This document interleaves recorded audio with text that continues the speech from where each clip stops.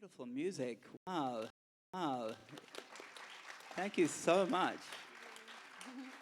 It was like nectar. How's everyone feeling today? Great. What an amazing few days it's been so far. We're so overjoyed, and our cup is full, so full that it's overflowing now, which is such a great space to be in. So today's panel is breakdown to breakthrough. And it is so obvious that we are all currently in such an unprecedented breakdown. And the opportunity that gives us to break through. So before we start and dive deep, we're going to just tune the field a little bit. You know how I love doing that. Tuning the field.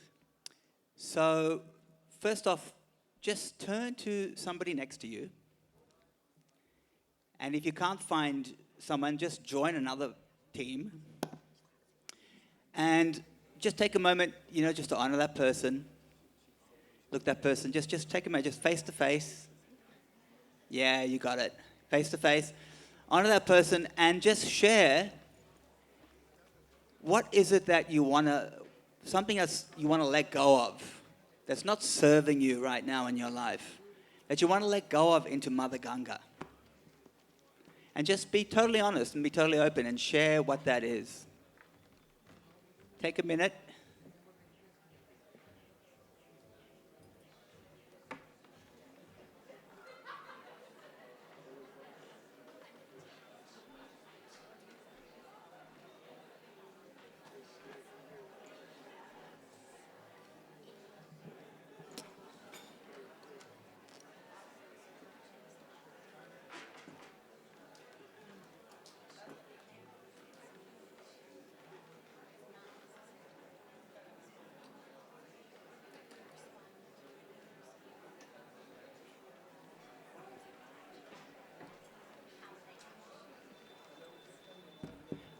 We're now, if you haven't swapped yet, please swap partners and share what you want to let go of. What's not serving you right now? What can you just surrender to Mother Ganga?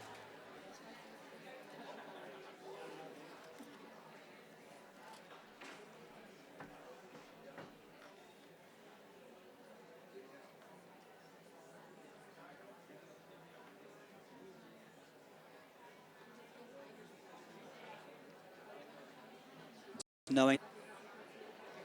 Okay, now, what do you want to bring into your life? We're going to change it now. You've just let something go into Mother Ganga. What do you want to bring in as your breakthrough moment? What do you want to bring in that can help the next chapter of your life? So please share.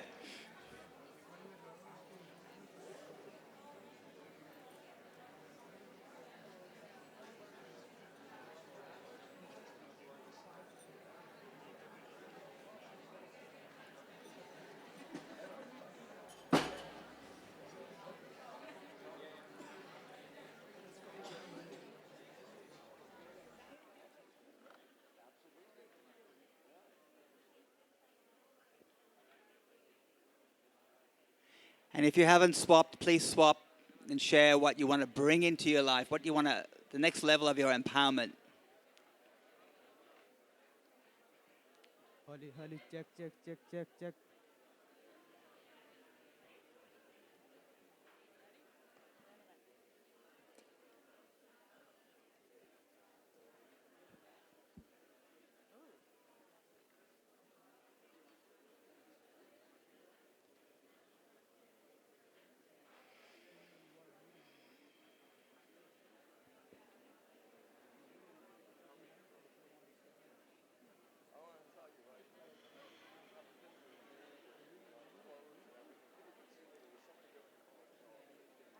All right.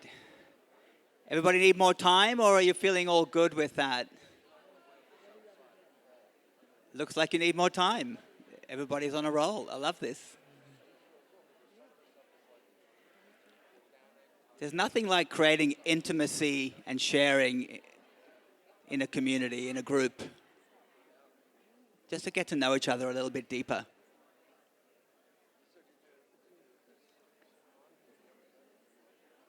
All right, everyone. So I want to just invite you all, that letting go moment. If you haven't already gone down to Ganga and just sat for a moment, even though we did it metaphorically now, I really invite you all with that piece of like, what do you want to let go of in your life right now? Just to, if you haven't done it yet, it's a powerful thing to do. To sit by banks of the Ganga, and just really reflect and meditate on that, and then give it into the Ganga. No judgments. Just let it go. It's a powerful, powerful ceremony for yourself. So we're going to just tune to feel a little bit deeper now that we've had a little bit of intimacy. And we're going to do 3 ohms just to bring us into coherence and resonance. Everybody ready?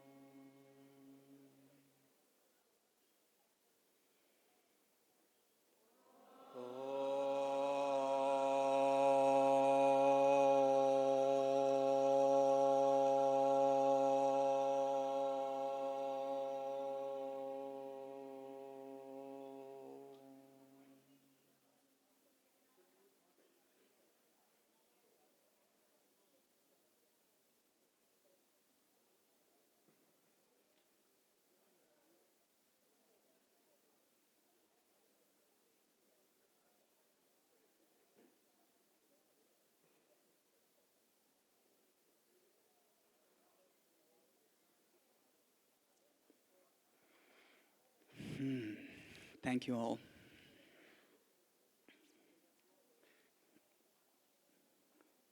So nice to rest in that space with you all. So we're going to start our panel session for the day from the Spiritual Lecture Series, Breakdown to Breakthrough. I'd like to introduce our panel quickly here.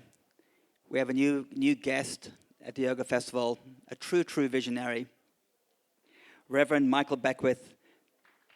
Please, big round of applause.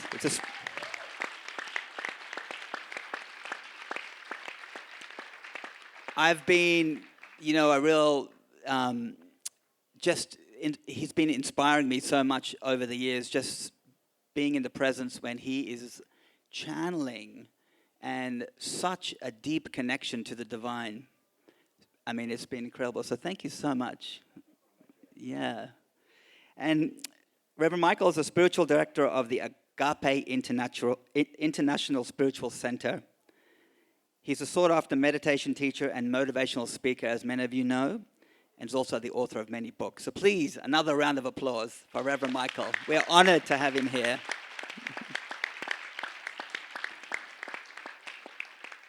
I think everybody knows Uncle Bruce by now pretty well. We like to call him Uncle Bruce. I'm sure you've already felt that when you're around the yoga festival. Uncle Bruce. And of course, Sadhvi ji.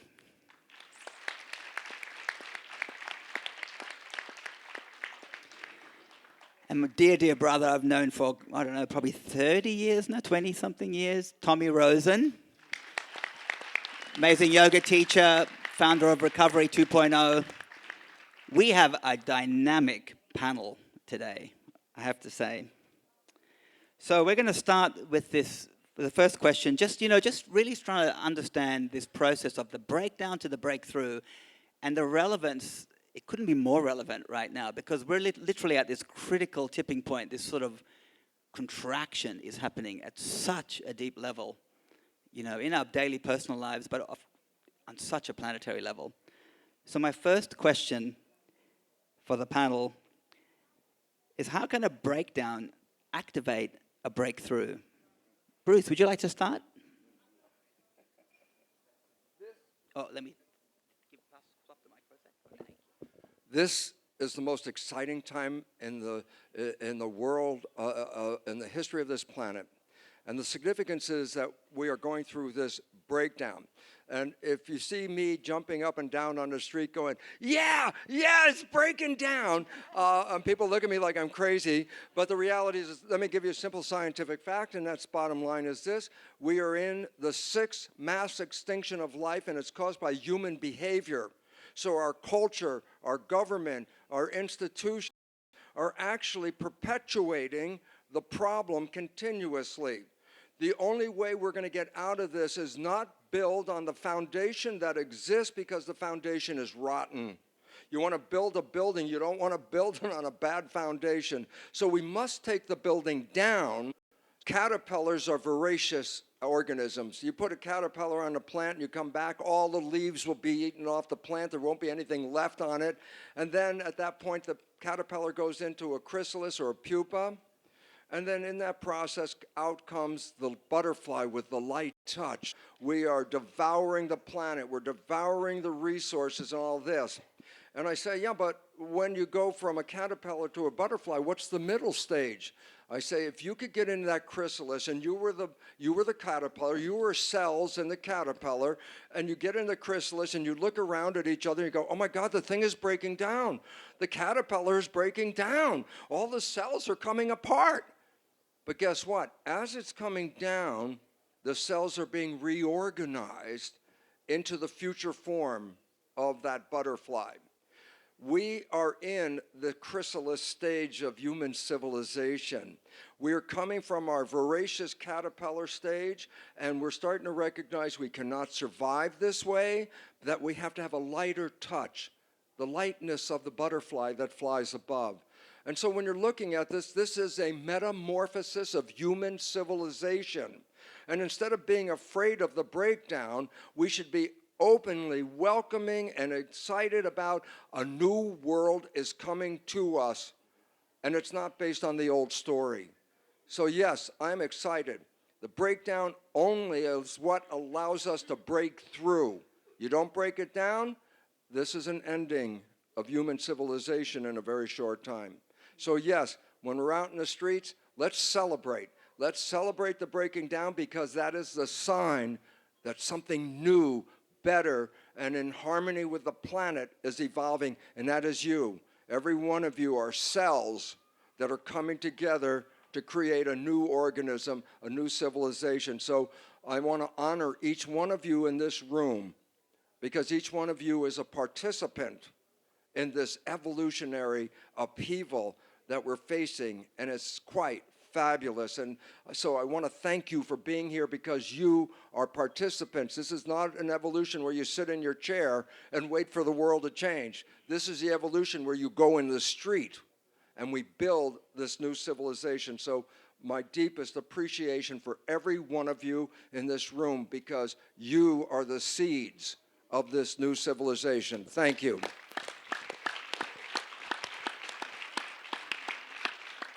Before I pass this microphone, this is an announcement that I'm so anxious to make, and that is this. This is Reverend Michael Beckwith's first appearance here at the Yoga Festival. Many of you know who he is. What I want to say is, for those that don't know Reverend Michael Beckwith, this man is the most eloquent orator, speaker I've ever heard in my life. And if you get a chance this afternoon and see him in this tent, I hope you can do it, because you'll be amazed at the wonderful beauty and power of Reverend Michael's presentation. So I hope you can make it.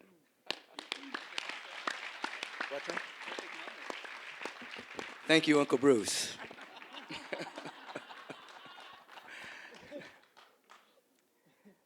Bruce said a lot. And in that chrysalis stage, there are imaginal cells with quite existed yet. As you've described it, it goes into a liquid stage where everything is torn apart except for the possibility that exists as an energetic vibration. Eventually, within that, the immune system of the caterpillar kills off the imaginal cells in the beginning, until they're overcome. The imaginal cells outnumber the old, and then the new is being born. So when he appreciated everyone here, he's saying in substance that each of you are carrying the next stage of human evolution.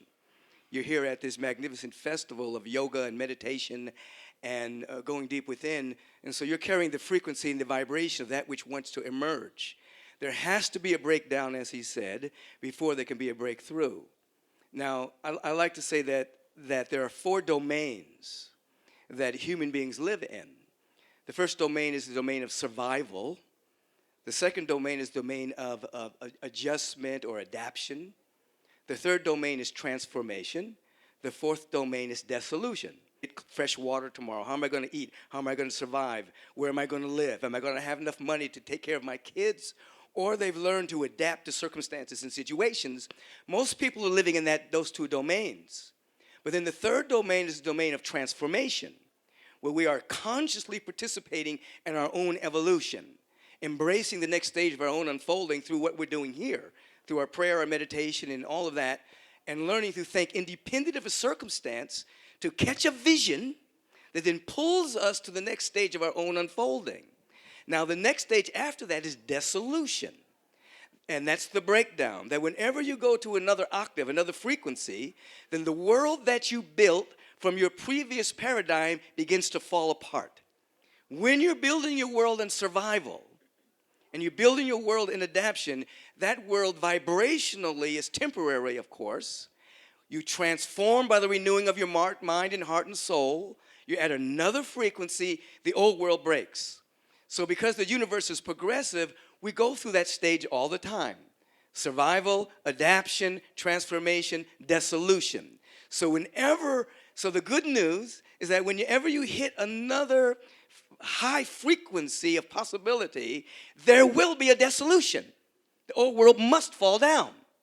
And so then you're prepared for the next stage of your unfolding, which is what? Eternal. We are infinite beings. So we're always unfolding, and so we don't want to get attached to the structures of the world in which we are living in because they're going to change. So we learn to hold things lightly, to know that there's going to be transformation. So you represent the individuals on this planet that are living primarily in third stage, transformation as a way of living. You know dissolution is going to happen in your personal life. Your friends are going to change. People think you're crazy. You find yourself in other conversations, other relationships, and then you stabilize around the higher frequency, and then it keeps going on and on and on and on. But you'll never again live in survival and adaptation. There's something within you, that presence within you helps you survive, helps you adapt. In other words, seek first the realm of ever-expanding good. Seek first the kingdom of God. Everything else is added. When you seek first that higher rung, then survival and adaptation happens automatically, and you live in the next 2 domains. That's all I got right now.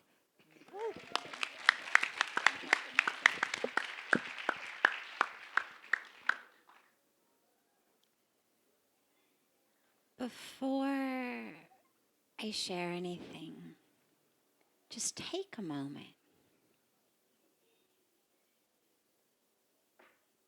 Just allow what you've just heard to really sink in.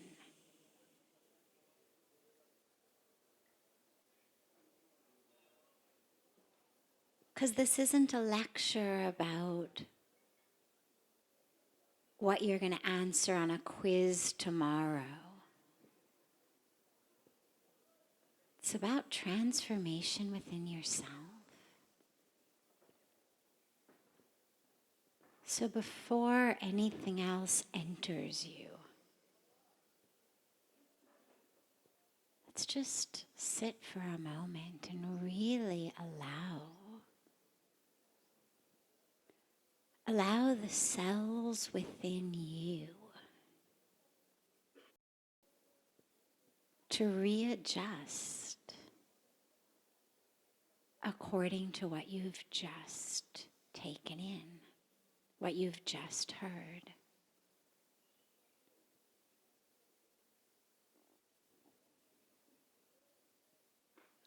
Allow the chemical and electrical patterns that we call thoughts in the brain. Allow them to shift and adjust.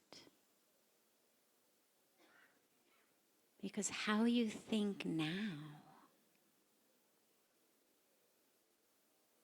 is inevitably different than how you thought 20 minutes ago. Give it a moment to really adjust itself.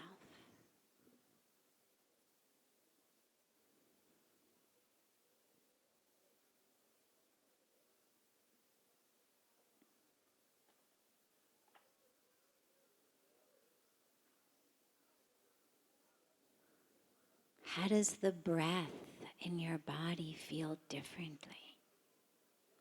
Knowing what we now know.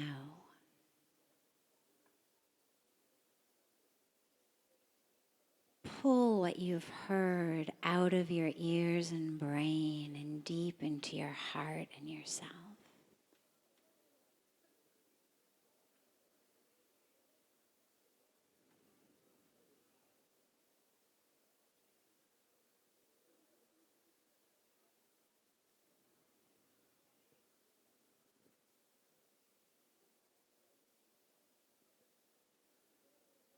Wonderful. Thank you.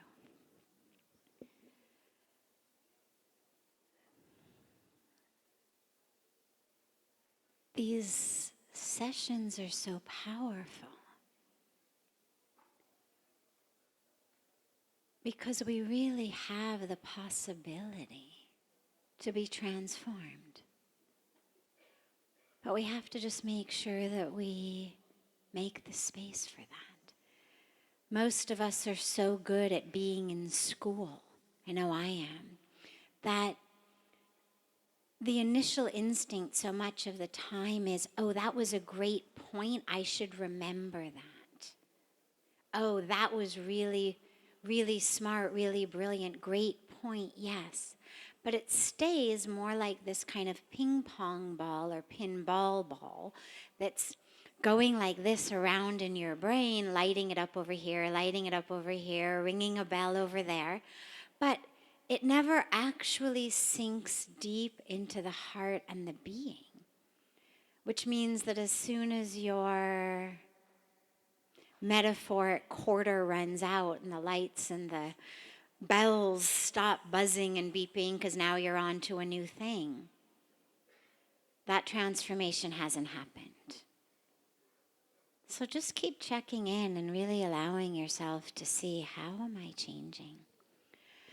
I wanted to speak for a moment on this topic with regard to a personal level, each of us personal level, because the world of breakdown that's taking place in our world, in our societies, in our nations, in our relationship with Mother Earth, is also being experienced very, very deeply in so many people as personal breakdowns. And whether we respond to that breakdown with addiction, whether we respond to that breakdown with denial, I'll just pretend it's not happening, whether we respond with absolute paralysis and anguish, none of that equals breakthrough. And so how to take that which is happening within us. And there's a beautiful parable that I wanted to share, which is a parable of a man who is holding on to a rope for dear life. Now, raise your hand if you have ever felt internally in your own mental, psychological life world, like you just are holding on for dear life, and if you let go of one piece, who you are, your life, your roles, your titles, your career, your family, your own mental state is just going to collapse. Raise your hand if you've ever felt like that. Great. Okay. So this is a parable of a man who, and suddenly he hears this voice, this very angelic voice of an angel that says, let go. He says, what do you mean let go? I can't let go. It's like how many of us have heard someone, a yoga teacher, a spiritual leader, you read something, they say let go, and you think, yeah, that's great for everyone else. You don't know my story. I can't let go because of fill in the blank. So he says, no, I can't, I'll die. She says, well, then just let go with one finger. And her voice is so angelic, and he lets go with just one finger. And slowly, this angel convinces him, finger by finger, to let go. Until he's holding on now only with one finger. And of course, his face is drenched in sweat, and his blood pressure is through the roof, and this one finger's between him and plummeting to his death. And the angel says, let go. And he says, no, now you've gone too far. Now, no way, now nothing will hold me. It can't. She says, let go. And in that exquisite moment where we speak about it as a leap of faith, but I've felt it on a felt sense much more as a merging into faith. I feel very enveloped by faith than something that feels like you're jumping off a diving board. But in that moment, he lets go into faith. And he lets go with the last finger, completely prepared to just fall to the ground and break into a million pieces. But he doesn't move. And he looks down and he realizes he's been standing on solid ground the entire time. And I love that parable because to me it feels so much like exactly the metaphor of what is going on for so many of us. We are holding on with this death grip to what we think is holding us together, this glue that we think is holding us together, how I want it, when I want it, how it needs to be, all of the different ducks of my life in a row. And we're terrified to let go of any of it. And any bit of shaking in any of it terrifies us. Oh my God, it's going to fall apart. Oh my God, the stock market. Oh my God, my job. Oh my God, my weight. Oh my God, the traffic. We are not that which is holding us together. Sheer willpower is not the glue that holds you together. We are actually being held by the divine. That's the glue that holds us together and that is holding us here. And so for everyone who feels like you've got a death grip on your own sanity, on your own life, on your own experience, let it go. Realize you're not going to gobble up the world. You're not going to die. You're not going to shrivel up. You're not going to come apart. And if you do, then it's that exquisite coming apart into the liquid of the caterpillar into the butterfly that they both just spoke so beautifully about. But lastly, that requires faith. It requires faith. If I'm going to let myself be liquefied, well, then I've got to have faith that whoever is doing that knows exactly what they're doing. And that's where our faith in the divine is so important. It's to realize that that same divine energy that turns the caterpillars into butterflies, that turns apple seeds into apple trees, that gives us juicy apples, knows exactly what it's doing through us. And to be able to exhale into that, knowing that a death grip over the self is not what you are here for. That's not the you that needs to be held together. But only when you can let go of that are you able actually to be liquefied into who you are. And I think the last piece I wanted to mention is Reverend Michael shared this beautiful 4 stages, 4 aspects. And here in India, in the Hindu tradition, we speak about the trinity of the divine. Brahma, the creator, Vishnu, the sustainer, and Shiva as the dissolver. But it's not linear, it's cyclical.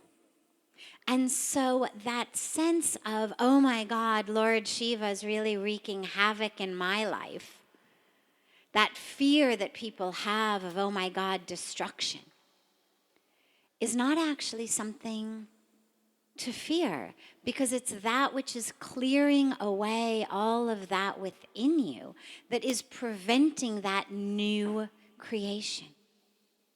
And so as we're here and we're exhaling into that metaphoric liquid state, realize that only when you let go of the old does the space get created for creation. Only through what Shiva does can Brahma come in and recreate. And so we welcome that energy of disillusion so that a whole new creation, a whole new divine creation can come in.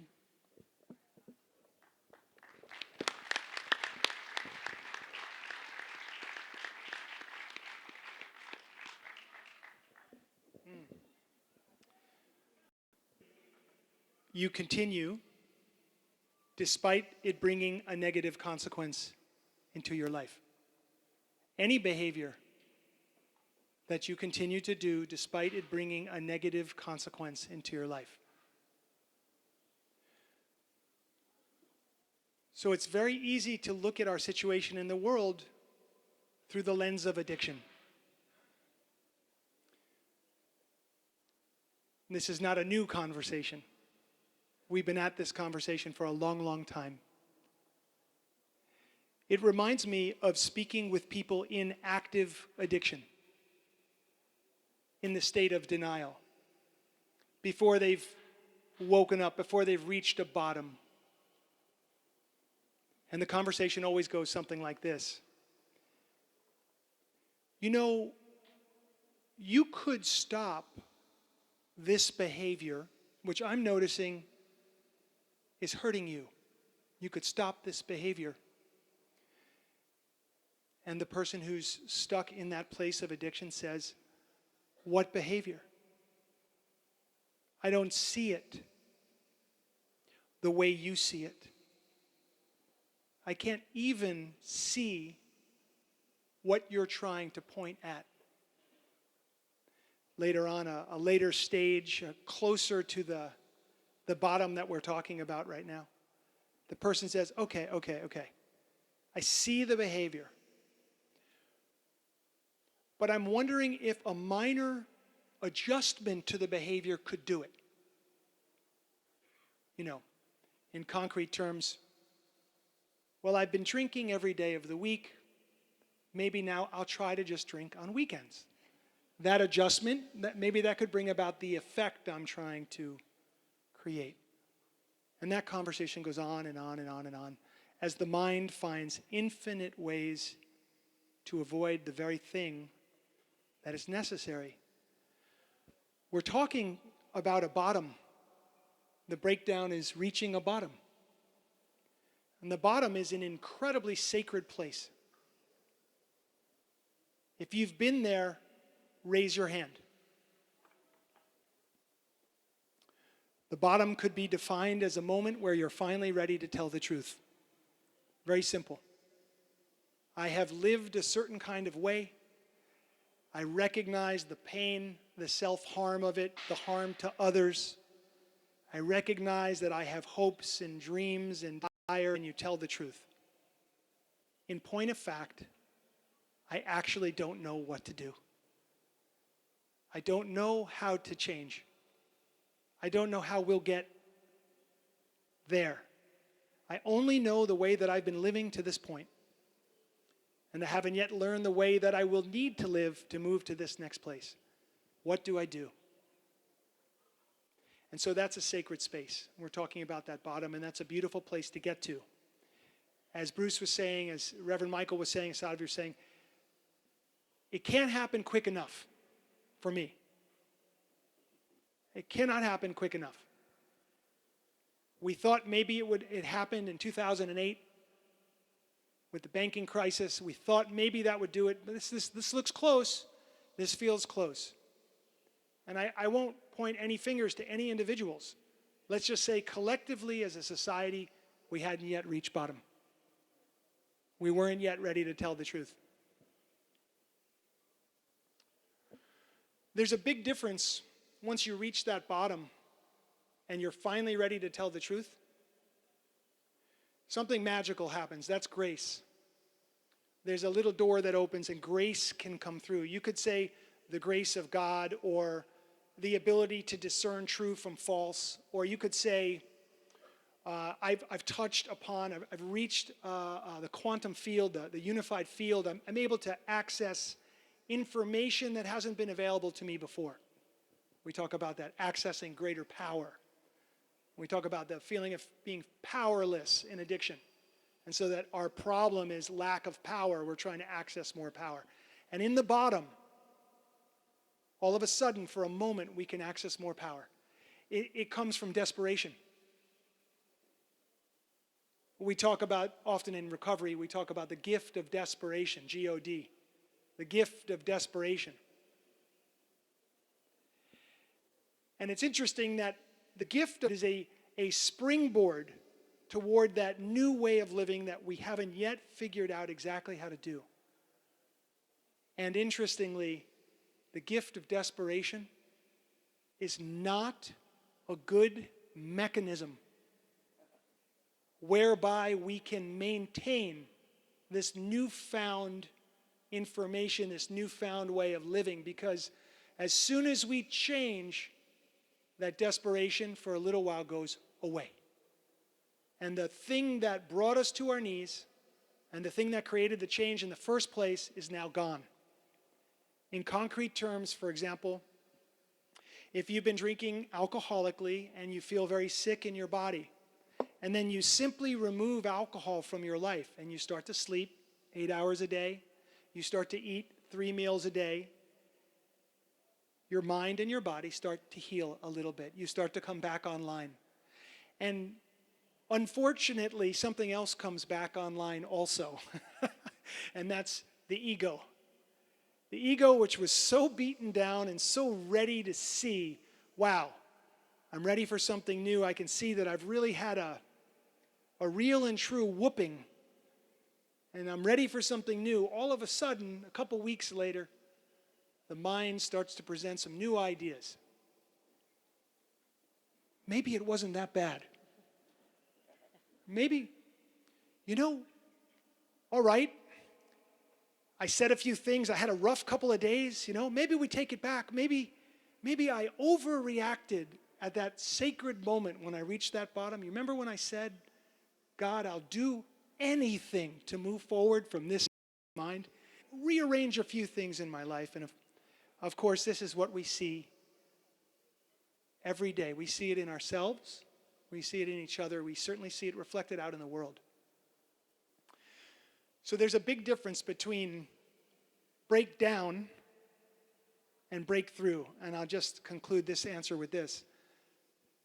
For a person who's reaching recovery, an individual, they have that breakdown. And usually, there are exceptions, but usually a breakthrough comes after a continuing effort to cultivate greater awareness and consciousness, to change one's routine and one's behavior, to change one's environment and one's community, and that this effort, this work, over a continued amount of time, is what actually brings us to breakthrough. So, really important to understand breakdown, very important. Great first step, and that's not breakthrough. We're going to have to work. We're going to have to do a lot to get there. Thank you. Can you all hear me? No. Okay, let me have that mic. I mean, I totally get it on the individual side, but what's happening right now is such an overwhelming collective breakdown. I mean, literally, with now the coronavirus scare. In Australia right now, you know, my wife texted me this morning, she's like, every single toilet paper in the whole of Australia is gone. People have literally gone into mass hysteria mode. The online company that has the most eco toilet paper is sold out. You can't even go online and buy it. That's how the mass hysteria is so overwhelming. The breakdown is overwhelming. So my question to the panel is, yes, on the individual level, that's just a great process. I mean, it's amazing. On this global, collective level, how do we put up with this mass hysteria and fear? How do we, I mean, it literally has to happen quick. Tommy, I get your point. It takes time and work, but this is a radical shift that needs to happen really quickly now. What can you say to that?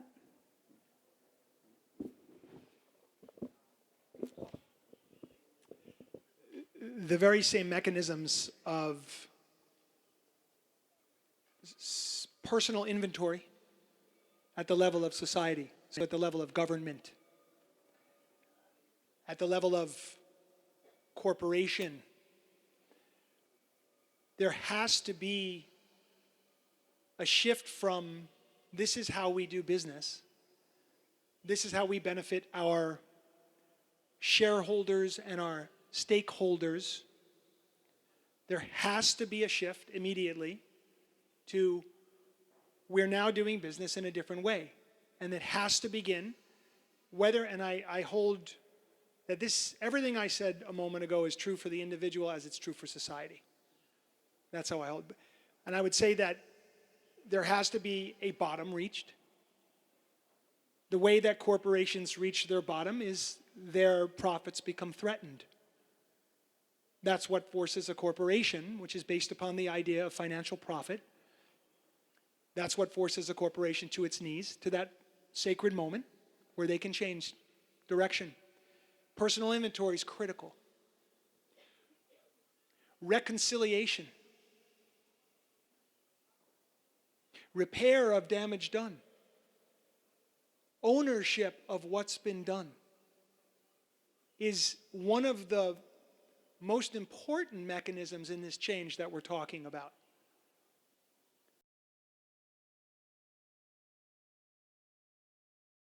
The United States, most folks at the government or leadership financially, or how that might look politically. And we're going to come to this place very soon where the focus on appearance is going to be less important than our survival. When you get beyond personal inventory,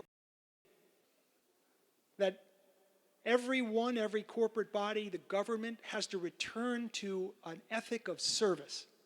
Service to the collective, service to humanity. It's so desperately missing.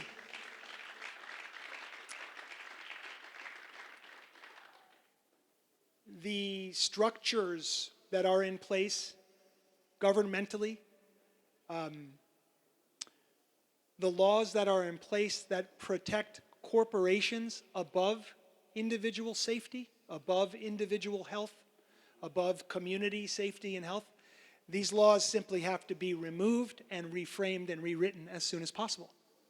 It can be done. This is one of those areas where I get excited because it's not pie in the sky. I can't ever imagine that happening.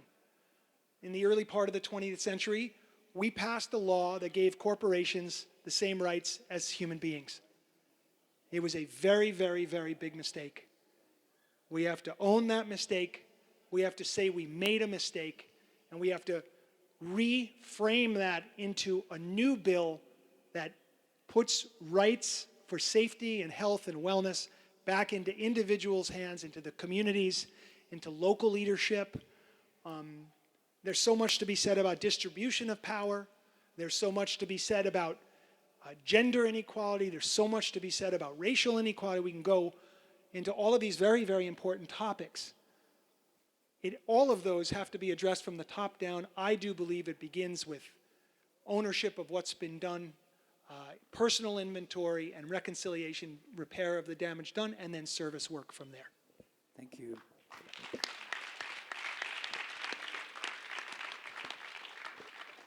Reverend Michael, you're such a master at really empowering the field, empowering communities. What do you think at this level that's breaking down so dramatically and so quickly on a global level right now with the community, our global community? How can we deal with this fear? First, we have to understand that fear is misdirected interest. We're keenly in case scenario. We're keenly interested in what can go wrong, and we have to shift our interest to the possibility that's being born right now based on the breakdown. I'm in coherence with everything that you said, and we have to be aware that every great movement that has happened on the planet, every great leap, has not had anything to do with any governments or politicians. It has something to do with the rising of people that carry the visionary possibility, whether it's urban shaman, whether it's artists, whether it's individuals who have had individual breakthroughs. Governments have done nothing for progress, historically. It's always come through an urgency that has arisen through individuals who have caught a possibility, and then as we look at it historically, we'll say, oh, that was a renaissance. They didn't know it was a renaissance when it was happening. You know, right now we're in a renaissance. Breakdown is happening, but there are thousands upon thousands of individuals who are doing inner work and catching a higher vision. However, the reporters that report what's going on in the world are reporting from an old paradigm. When you look on the news, you're actually seeing individuals reporting about the carcass, reporting about the destruction. We are the reporters of the new paradigm. Our voices have to be so loud because the old paradigm has control of the media. And so they're reporting from that dynamic, which thus creates the misdirected interest, the fear. When you put things in context, like the coronavirus, I mean, how many people have died in that so far? 1,000 maybe? 3,000 out of 7.5 billion people? Not diminishing that. But 200,000 to 300,000 people die every single year from AMA, from not misdiagnosed, but over-the-counter pharmaceuticals. No one's died over an overdose of vitamin D, okay? So when we put things in context, the structure that's established called our hospitals are killing way more people than the coronavirus. But we do not have, Homeland Security in front of the hospital saying there's an emergency going on at all. People are still walking into the hospital, dying, So in context, we don't deny what's happening on the planet. But we do have to understand that we have a misdirected interest about it.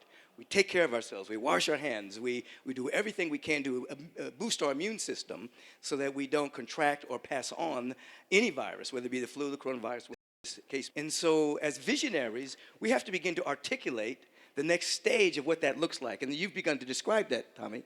You've begun to describe what the next stage looks like in terms of a government, in terms of taking responsibility. We have to get so involved into what the next stage looks like. Where we're hanging out in transformation, what does the next stage look like? What does my life look like? Then we have to be aware that there's a difference between the world and the planet. People use those words synonymously, but they don't mean the same thing. The planet is Mother Earth. It's Gaia. Beautiful mountain ranges, Ganga, rivers, oceans. Mother Earth is alive and teeming with life. And then there's the world. The world is a collection of beliefs, opinions, points of view, perspectives, positionalities that we come to agree upon so that two people can be standing on the same spot on the earth, but be in different worlds. So we're not all, so the world and the planet aren't the same thing. So we have to come to an agreement about a worldview that carries the possibility of what's emerging until that becomes so strong within us. Our field becomes so rich with that we're guided and compelled into right action, because we're not in survival and fear, we're in possibility and potential. And that frequency becomes so strong, we cannot help but do the right thing. So whether that is to galvanize our neighborhoods into groups that say what's possible in our neighborhood, what's possible in our nation, but fear is not going to bring about that. It's going to be possibility that does that. So we're in the midst of breakdown. Good, we are. Fantastic. It's a beautiful thing. But what are the imaginal cells articulating? We have to be able to walk and have an elevator conversation, what's happening. And we need to be able to articulate what that next stage looks like in those sectors that are falling apart. What does justice look like? What does the imperial industrial system look like as the new stage that's emerging? What does government really look like? What does hospitals really look like? We have to be able to articulate that more than what we're afraid of. And when that becomes in us, then movement really takes place. And we will see we're in a renaissance, babe. Yeah. Thank you. Uncle Bruce. From a biological point of view, there's a very fundamental understanding, and that is this. I don't know, I don't care which cell, brain cell, skin cell, whatever cell. Cells have an A-B switch. Cells are either in growth or cells are in protection. But you cannot be in both at the same time. And the reason is this. Growth is you go to a stimulus and you open yourself and you take it in. Protection is just the opposite. You move away from the stimulus and you close yourself down. You cannot be in growth and in protection at the same time. They're mutually exclusive. And I say, so what's the relevance? Well, the relevance is simply this. When we're in protection, what does it mean? We're living in fear. I say, well, what does that mean? I say, we're in threat. And I say, what does that mean? I say, we release stress hormones into the body. I say, so? Well, that's getting us ready to deal with a threat. I say, well, how do you deal with a threat? And this is so fundamental and simple. When you see this picture, you better just look at it and go, oh my God, what are they doing? So here's the difference. When stress hormones are released into the body is prepared to run, fight or flight. That's the nature of threat. And I say, well, yeah, but which organ do I use in fight or flight? Do I use my pancreas or my gallbladder? I say, no. When you're running in fight or flight, it's your arms and legs. I go, so what does that mean? Well, if you're being chased by that saber-toothed tiger, you want all the energy you can muster up to feed those arms and legs to get the hell out of there. I go, well, how do you do that? And here, this is the crux of the whole problem. When the stress hormones are released into the body, they're going to get all the energy to go into the arms and legs. I said, what do you mean? How do you do that? I said, the energy's in the blood. I said, that's what feeds the muscles to get that energy. I say, so listen to this phrase. This is right out of medicine.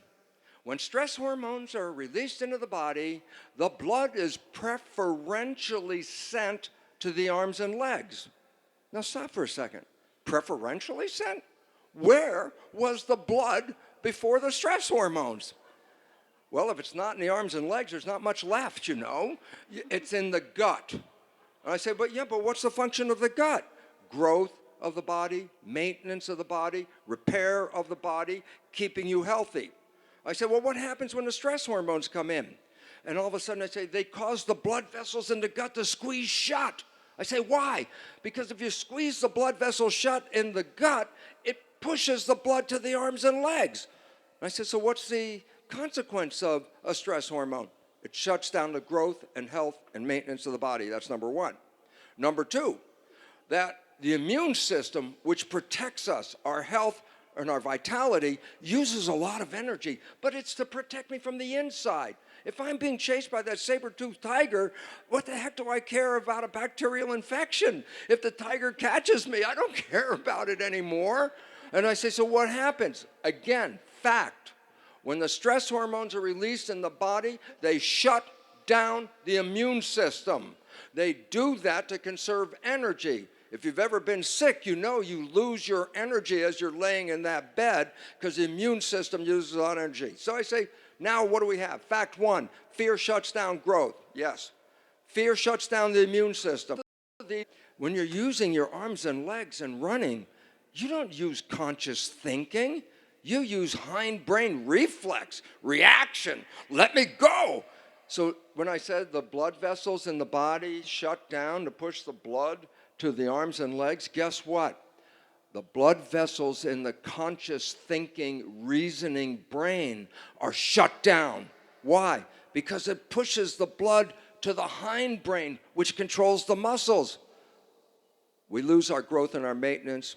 We lose our immune system protection, and we become less intelligent when we're in fear.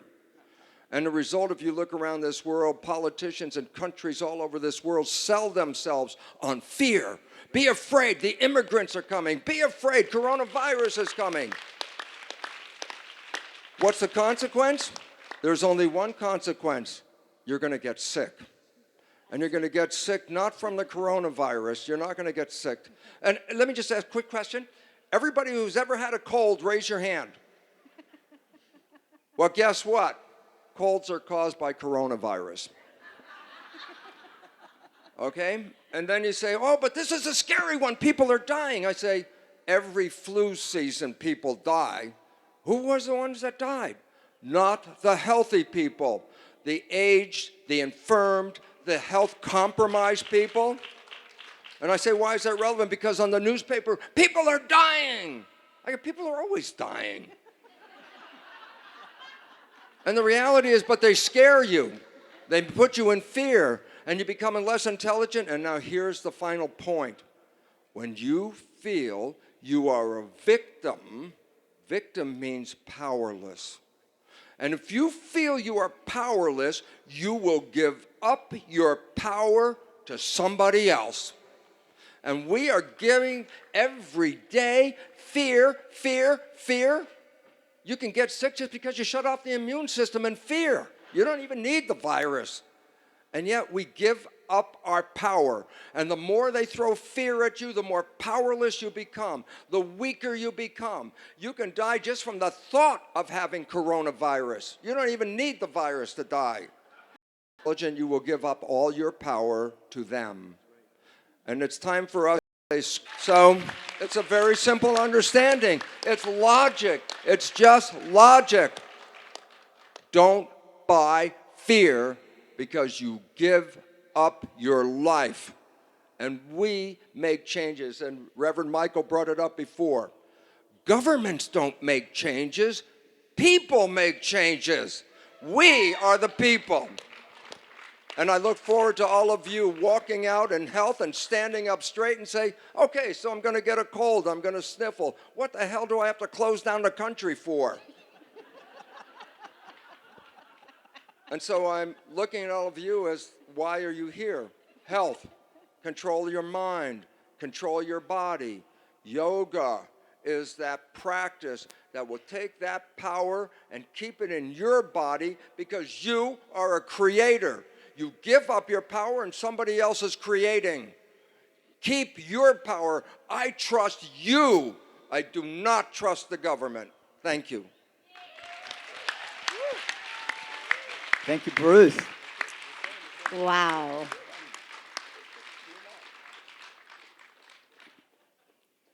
What an extraordinary, let's just take another moment here.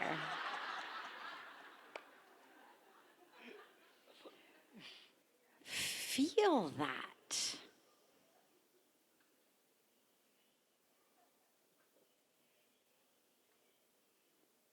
Each of us as the power.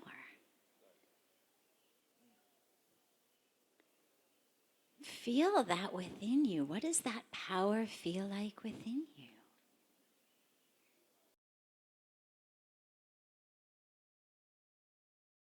To readjust. We're having an accelerated version of the creation, sustenance, dissolution cycle here.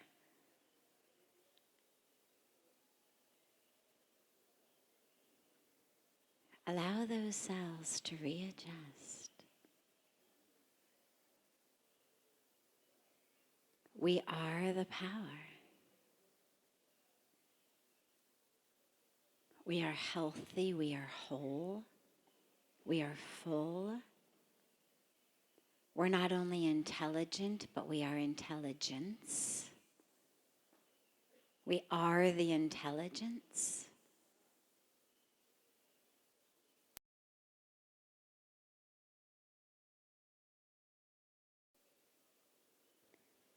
Yeah, this is why we do Yoga Festival. One of the things that has been both interesting and saddening a bit for me over the last 6, 7 years, no, maybe a little less, 5-ish years, is the number of people. Began a little bit with the economic crash. It was greatly increased with the last US elections, and it's just continued to go on. It's the number of people who ask some variety of the following question. How can I find my peace in the midst of what is going on in the world today?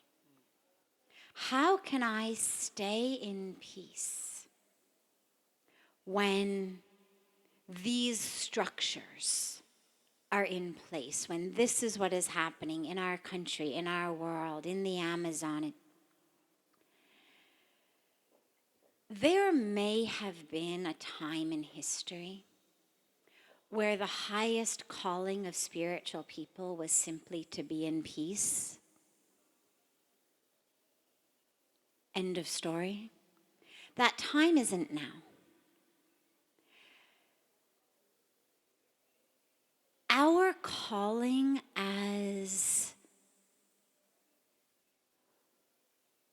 people awakening to the truth of who they are, as people who are committed to a spiritual awareness, unfolding truth, life, call it yoga, call it dharma, call it spirituality, call it righteousness, call it whatever you want to call it. But our highest calling in that is not, how can I create a bubble or a cave of peace that I can live in while the rest of the world collapses and goes to hell? This is not the time to sit this one out. Every single one of us is called to action, because what we are seeing is exactly what happens when everyone committed to dharma, consciousness, truth, spirituality decides, I'm going to just stay on my mat and my cushion and find my peace and sit this one out. That peace is essential. That inner work is essential for many reasons. First of all, because the collective is made up of the individual. Bruce gives a brilliant lecture on humanity as the collection of humans, but as the higher stage of our oneness. But that which the humans themselves are made up of is therefore that which humanity will be made up of. So that inner peace, that inner work, that inner awakening is essential. But it's the means to the end, not the end in and of itself. Through my peace, through my awakening, through my awareness, through my yoga, through my meditation, I become clear of that within me which is creating separation, fear, grabbing, aversion in the world around me. Because as all of the spiritual traditions of the world in different ways have told us, we literally create the world outside that we are living in, inside. Our thoughts, our feelings, our beliefs, our energy are creating the world. So if inside me is fear and separation and contraction and grabbing and hoarding of toilet paper or whatever it may be, I mean, seriously, think for a moment about the inner mechanism that says, grab all the toilet paper. On so many levels, it is so symptomatic of that which needs to break down so we can break through. But it begins in the mind. And so we need to do that inner work. We do the yoga, we do the meditation, so that we can be these vehicles, these vessels of the divine flow, of the divine will, for oneness, for peace, for health, not only of my own body, but of Mother Earth, of the planet, of all of those with whom I am connected. Because here's another amazing statistic. Aside from the few thousand we were speaking about who died of coronavirus over the last 6 weeks, 8 weeks, every single day, tens of children are starvation. Today, right here as we sit, waiting for our lunch, they are dying.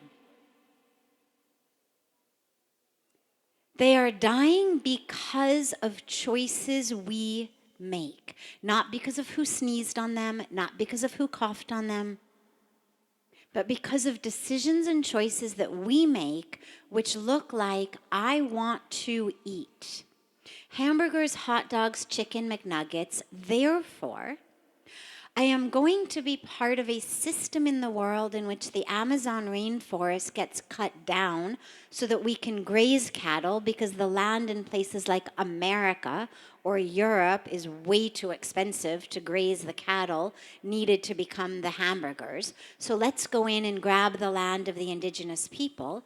Let's cut down the land that we grow. And instead of feeding it to people, let's feed it to cows and pigs and chickens for the years that they live until we decide they are juicy and fat enough to be cut and turned into what we eat. That cycle is the cause of tens of thousands of children dying of starvation. The number of women and children who die in sweatshops, fires, earthquakes, all kinds of things that are happening in sweatshops in third world countries are dying not because, the third world countries don't know how to manage their own labor forces, but because those of us in countries with the luxury to choose are choosing more, cheaper, new month, new clothes. And the only way to sustain a model like that is to take the women and children of third world countries who don't have a choice and throw them into slave labor. And so while there may not necessarily be a lot that we can do about the global coronavirus at the moment other than protecting ourselves and those around us. But every one of us has the power today and tomorrow and every single day to actually save those lives. But that requires us to stand up and consciously, excitedly, willingly be part of a new system. It's not enough to simply sign petitions online. It's not enough just to like and share things on social media. It's great. Awareness is wonderful. Let us come together. But let us not be deluded into thinking that I have done something.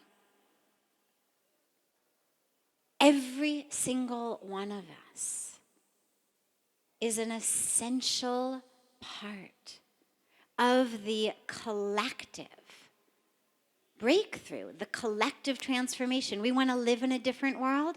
Create it. Gandhi ji said so beautifully, I think it's been quoted already half a dozen times this week, be the change you want to see in the world.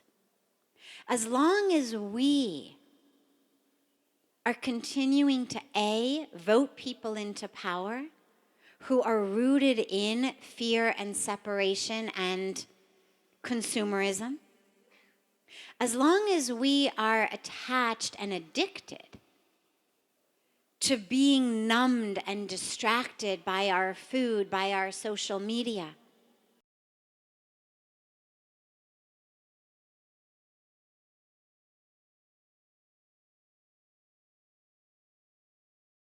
will die from coronavirus or something. But that is not what we're being called upon for today. And so every one of us, as we have not just heard but felt so deeply, has that power. But we need to step up to it.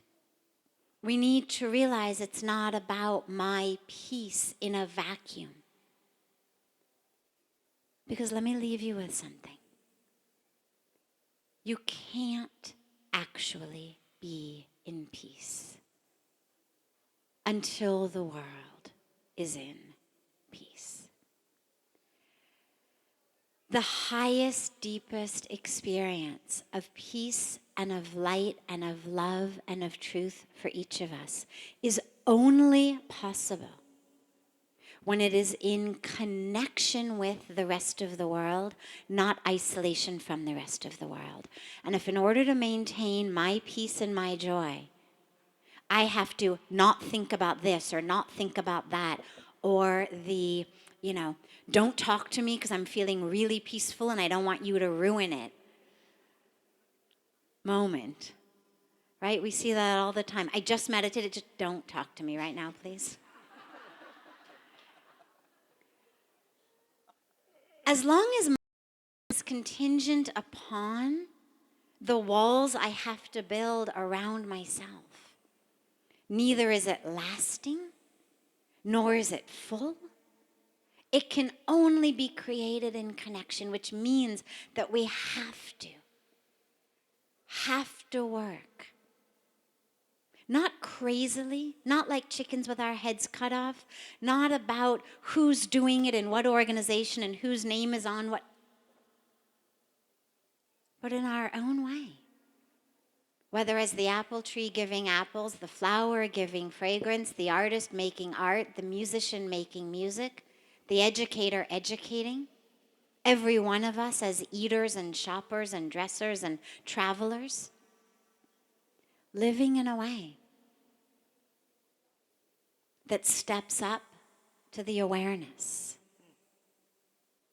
of who we are and what our role, our highest purpose and dharma here on planet Earth is. Thank you. So I love this Australia at the moment. Another colleague of mine was sharing that they're closing all the festivals. and gatherings and events down. So imagine that. Imagine if we couldn't come here to this and experience this energy. That's also a tragedy that's happening. That's a breakdown. And then it really hit me really strong that this initiative, which we are all inviting you to join, please, is more potent and more important than ever before. The Global Days of Unity initiative, where once a month you don't have to go to an event. You can just be with your family, friends in your community and express what that joyful, united event, expression, joy moment that you feel connected to with your community and friends, even as an individual. They can't stop that one. That's a Power to the People event. That's a Power to the People initiative. And it just hit me like, wow, it's more important than ever before at this critical time to have moments like this, initiatives like this. So we really, really, I just want to please invite you all to please engage and tell your friends and community, because they're closing schools, they're closing events, they're closing gatherings, they're cordoning off towns, but we can infuse the collective field with positivity and love. We don't have to flow into that fear stream. We have the power. So please, once again, globaldaysofunity.com. I want to share it with you. We're going to be sharing it more and more and more. We want to build this muscle together as a community and then take it out to the world. So we're going to have a little moment because we have more time, which is awesome. We're going to go into the audience and we're going to see if anybody likes to ask a question or have a response. Oh, okay. I'm going to come down.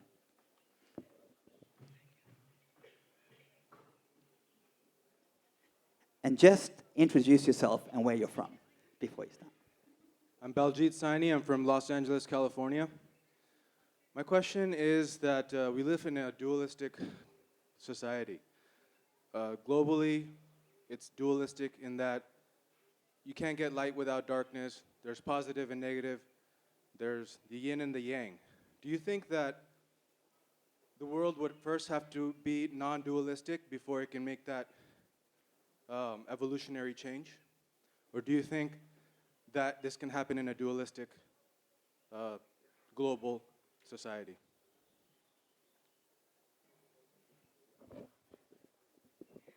Every insight or revelation comes from the non-dual realm. When you have an insight into the next stage of your own unfolding, that's a timeless hit in your awareness that makes you temporarily extemporis. You're not in time anymore. Then you stabilize that insight and you bring it into this dimension, into time. So it's not about changing. The context of dualism is in this dimension. The context of dualism is not perennial. It's not everywhere, you see. And so it's not about shifting or changing this yin and yang, positive and negative. It's about bringing the eternal into this. So when you're in meditation or you have an insight or revelation, as Sadhvi was saying, when you have an insight, what does that do? It shifts your awareness and then it moves you into action. And the action is coming from the non-dual realm, you see. So it's an insight which makes you timeless, and then you bring the timeless into time.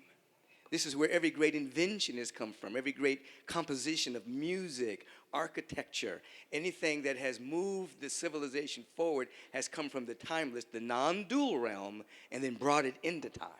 Does that make sense? Yeah, okay. This is absolutely the most important message that Reverend Michael is talking about, and it means it to me in this level. And I've mentioned it before, so I'll just say it again because the emphasis, I must repeat it if that's how many times we have to hear it. And that is the most valid science on planet Earth is quantum physics. There is no science that has been verified more, tested more, proved more than any science. I say, Jeff, what is the fundamental essence of quantum physics? Unity. Everything in the universe is connected into one whole. There's not a dualistic universe here at all. It's all unity. And I say, why is it relevant? Because when you have health in your body, you have 50 trillion cells living in unity. What is dis-ease is when cells start to separate from each other. and then dis-ease is the consequence. Quantum physics is not a suggestion. Quantum physics is the valid principle of unity. When we start to recognize there is no separation of any person, plant, animal, rock, crystal, planet, it's all one.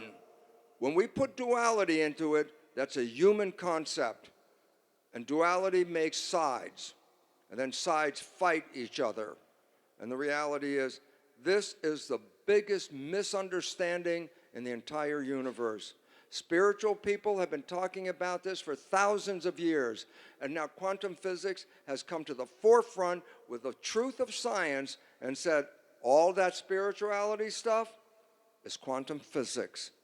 When will we learn that if you hurt someone else, you just hurt yourself? Why?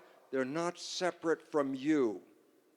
And I just have to say how much of my heart was taken by dearest Sadhviji's talk. Yeah, a couple thousand people died from coronavirus, but nobody's standing out in the newspaper saying, hey, how about thousands of children dying every day? What a stupid world if we have to look at the coronavirus and let go of a population of people dying every day in massive numbers. We should not buy into this, because if you buy into it, then you let go of you. Thank you.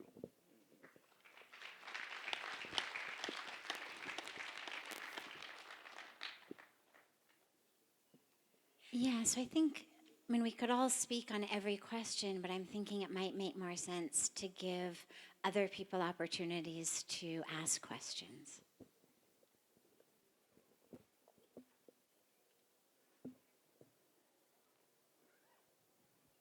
Thank you. Hi, I'm Krishna from Pune. That's in India. My question is, do we have to go through, is it like mandatory to go through a breakdown before you get a breakthrough? Have you all gone through breakdowns to get your breakthroughs? Thank you. Thank you, Krishna. There are at least two ways to learn, my teacher tells me. One way is through the school of hard knocks, to make decisions that create circumstances, to experience the joy and the challenge of those circumstances, to feel the pain of those circumstances, and to learn from that pain. So pain would be the currency for transformation there. Second way to learn is to access wisdom. You can access wisdom from many different sources. One of the sources comes in human form. Many teachers. You can learn from scripture. You can learn from true sources of knowledge. I don't know what the statistics are, but I'm led to believe that most people alive today are learning from pain, are learning here in the school of hard knocks. Maybe how teachers become teachers. They've overcome something, they've come through something, they've acquired a skill or a piece of knowledge that the student hasn't yet learned. And the student can turn to the teacher to acquire that skill or that knowledge. If the student asks the teacher, where did you get that skill or knowledge? Usually they will say, well, I had to pay the price to get from pain to learning from wisdom. That also, for me and from my perspective, can't come soon enough.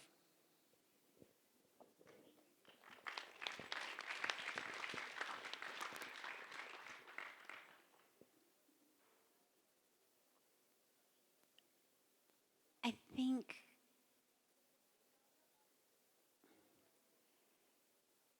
a breakdown, it doesn't have to look like you wake up in the morning with your face in a gutter.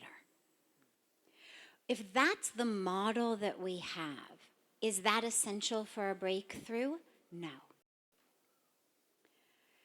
in the world of addiction and recovery, that tends to be the model that we think about, sort of hitting bottom, and it kind of implies you're on the floor of your bathroom and you've hit bottom, or you wake up with your face in the gutter, you've hit bottom, or a doctor tells you keep doing, you've hit bottom. But that's not the only model of breakdown by any means. Breakdown simply says, what I'm doing doesn't work. I have spent 10, 15, 20, 40, 50 years in a model that says, you want to be happy in life? You want peace? You want success? Get a great education, make a lot of money, build a beautiful white picket fence around your house. It should be about 2.5 feet tall. Your children should go to this private school. We've had a model. But the model doesn't work. After doing all of those things, I'm not actually any closer to a deep, stable, expansive experience of joy and bliss and peace that is independent of what's happening around me than I was before I had any of those things.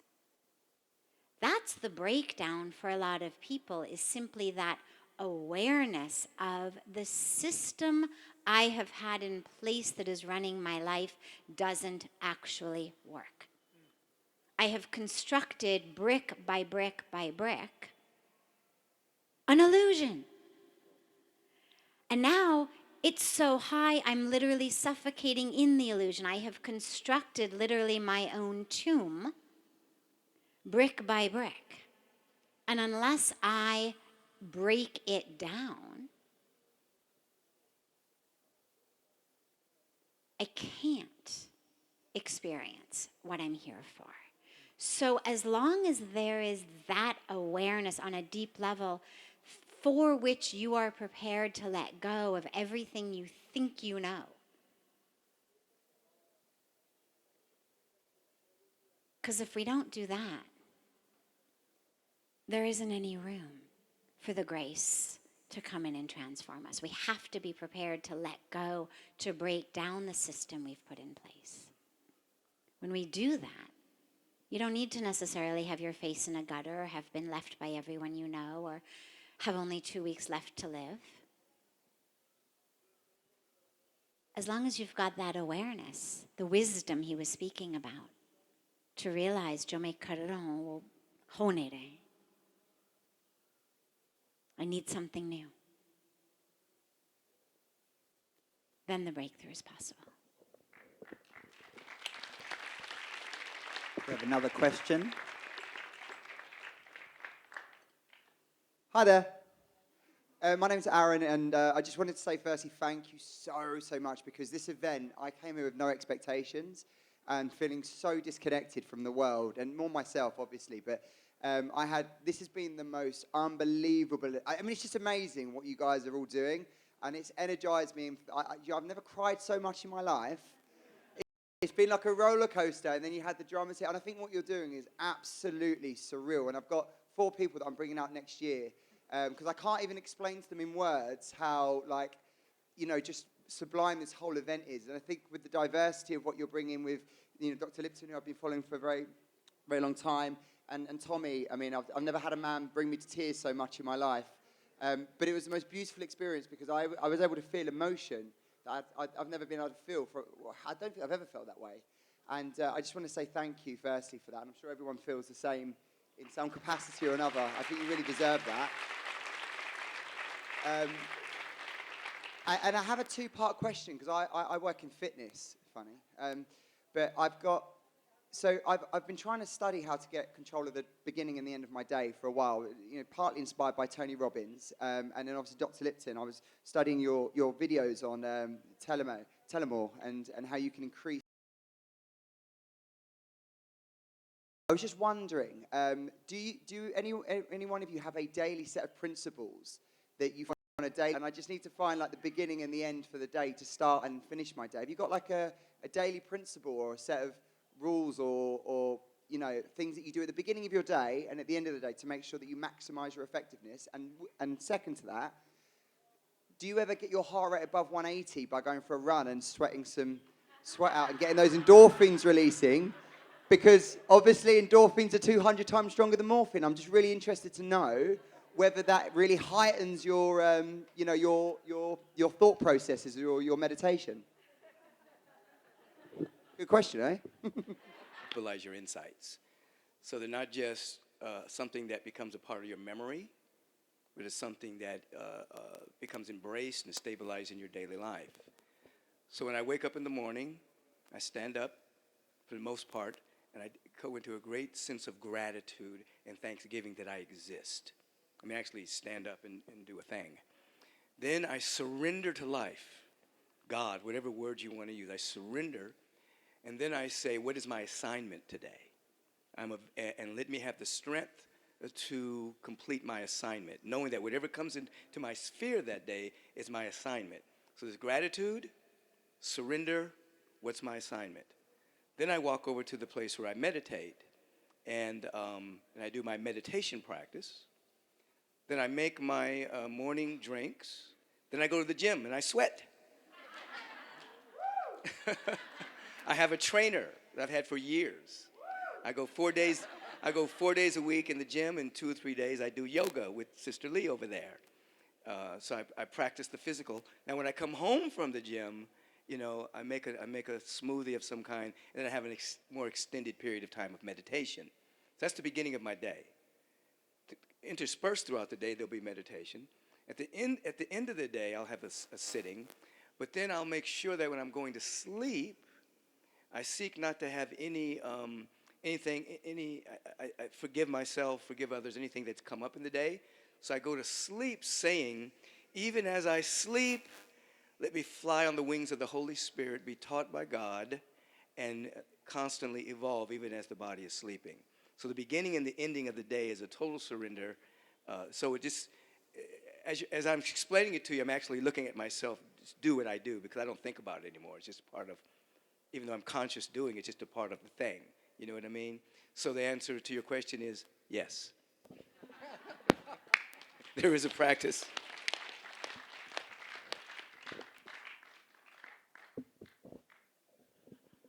Great question. Sadhana, yeah, spiritual practice. It's good for me to out myself in front of you all and these cameras to be recorded for time immemorial. There are times I miss my sadhana practice. And I really like fluidity for me. I wake up sometimes, and sometimes I just have to get on the phone and sort some things out with some people very early. Sometimes I read. Sometimes I get up and do a particular sadhana practice, which is involving yoga, meditation, breath work, and usually singing of some kind, chanting, at the beginning of the day. So mostly it's that.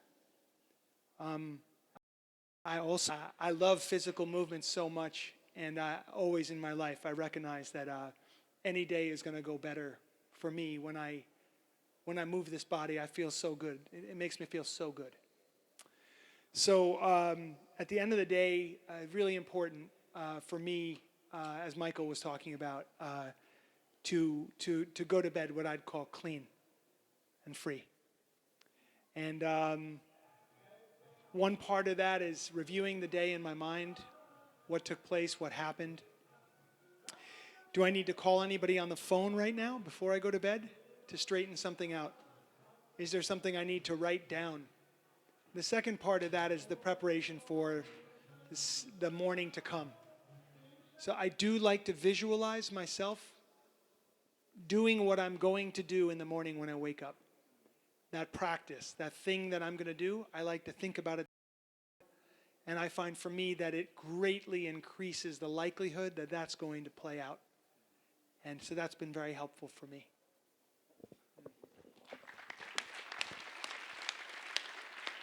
I think, do we have time for one more question, Sadhviji? One more? I think you have to mention your name and where you're from. My name is Nicole. I'm from Chile. And as you may know, in last October, Chile had our own society. And all the illusion of the model economically and socially went to the floor. And of course, there was fear, but also there was this feeling of yay, right? Because suddenly all the movements of social security, environmental, women's rights came together to see and to say this is not working. And it was very beautiful awakening moment for the country. But now that time is passing and we have to find solutions to this, more and more two positions of fear and the ones that are wanting more changes are being extreme into hate each other. So I would like to know if you have some words that we can transfer to these people or to other people in other countries with similar situations to don't let hate at the end of the day dissolve the opportunity that we have in our hands to change this model.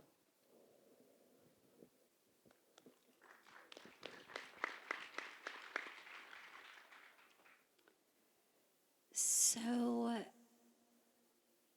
the system, because it is a system, it is calculated, it is planned. The system of creating hate in the minds of people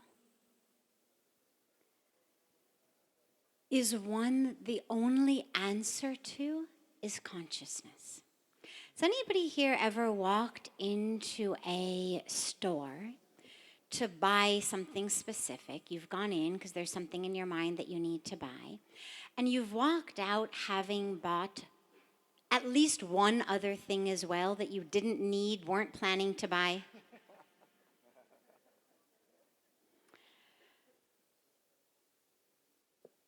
That is the power of advertising. It didn't happen spontaneously. It wasn't an accident. It wasn't a coincidence. The placement of items, the way that things are advertised, the association in the mind of looking at that item and remembering the commercial I saw or the ad I saw where the woman eating that item was beautiful and she had this Prince Charming on her elbow, on her elbow like this, and she just looked so everything I want to be that when I see that item in front of me, unconsciously, subconsciously, I reach for it because I've been indoctrinated to buy that. And of course, it has nothing to do with the chocolate bar or the bar of soap or the jeans or the car or whatever it may be. We are being sold happiness. We're being sold peace. We're being sold meaning. We're being sold all of these things through these items. Now, I mention that here because the system that is used to wrest your hard-earned money out of your hands for items that you don't want and don't need is the exact same system that is used to get you to feel hate for those who are them who already believe. There's a whole science of the psychology of how Hitler turned thousands and thousands and thousands of otherwise really very good-natured, well-intentioned, peaceful German citizens into cogs in the wheel of a machine that slaughtered 6 million people. And it was a system of propaganda, a system of brainwashing, you can call it. But it's the same system that's being used today. It's all about us versus them. It's all about creating a model of scarcity. There's not enough, and it's their fault that you don't have enough. So whether it was the Jews' fault that post-World War I, Germany was not doing well economically, developmentally, etc., whether it's the immigrants' faults that people in America are out of work, whatever lie we are being indoctrinated to believe, do not think that it's a coincidence that suddenly you find yourself hating a group of people. It has been done very intentionally and with a lot of calculation. And the good thing about that is, all we have to do is stay conscious. In the same way that if you shop consciously, you're not going to find your basket full of things you don't want just because you were indoctrinated via marketing to buy it. In the same way, I'm not going to start to hate people of a different color, of a different race, of a different religion, just because our society is being sold this myth of scarcity, this indoctrination of fear, so that we are this ripe soil for seeds of separation. It's that saying, united we stand, divided we fall. Well, if you were a political leader, you need people to be fighting amongst themselves. You need to create that. And so all we're doing by engaging is giving them exactly what they want. Giving them our power, giving them our intelligence, and giving them the ability to divide us and therefore rule us. And so by simply focusing on staying conscious in every moment, where is this belief coming from? Where is this thought coming from? And then with your practice of yoga, your practice of meditation, your practice of spirituality, can you see the self in others? You know, he was asking about daily practices, and I won't go into all of mine, but one of my very, very core practices is, can I see myself in others? When you meet people, when you talk to people, instead of seeing them as different forms, male form, female form, tall, short, fat, skinny, us, them, can you literally find yourself? That soul, that spirit, that consciousness, that heart, that capital T truth of you, can you find it in another being? And you can do it standing in line at the grocery store. You can do it with the guy or the gal who pumps your gas. You can do it with your employers, your employees, your colleagues, your neighbors. You can do it with the trees in your backyard.